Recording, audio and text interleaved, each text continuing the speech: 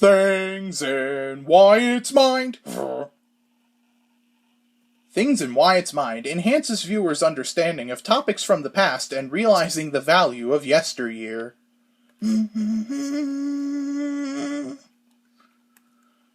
Exactly 20 episodes ago, I talked about PBS Kids, a nostalgic channel that I'm sure at least one of you has watched in your early years.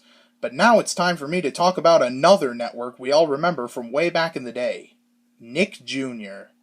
Originally, I didn't know whether to talk about Nick Jr. or Noggin, since they're both kind of the same thing, but in the end, I decided to talk about both. I was addicted to Nick Jr. during the dawn of my existence. After all, my Nickelodeon addiction had to begin somewhere. Most of PBS Kids' shows definitely had that, oh, I totally remember this vibe, and so did Nick Jr. and Noggin. I mean, if you remember at least one of these shows from way back in the day, you deserve a veteran's discount. I know I'd have one because I've already discussed a handful of the shows here already.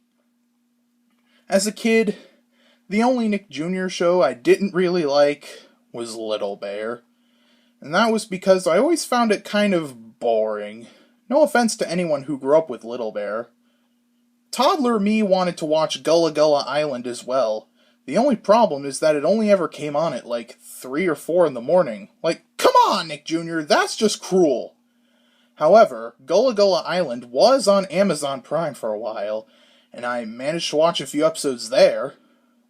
Like I said, I've already covered a good handful of Nick Jr.'s roster on Things in Wyatt's Mind already, but I unfortunately can't do an episode on Little Bill, and the reason is very obvious. There was also Franklin, which was basically just Arthur but with a turtle, and also Lazy Town, which was Icelandic fitness propaganda, and also a meme factory. And then there was Dora the Explorer, which hung around for way too long. But the show that was the greatest one to me? Blue's Clues. Blue's Clues had that impact where I'd rush over to the TV instantly whenever it came on, and I'm sure many other early 2000s babies felt the same way.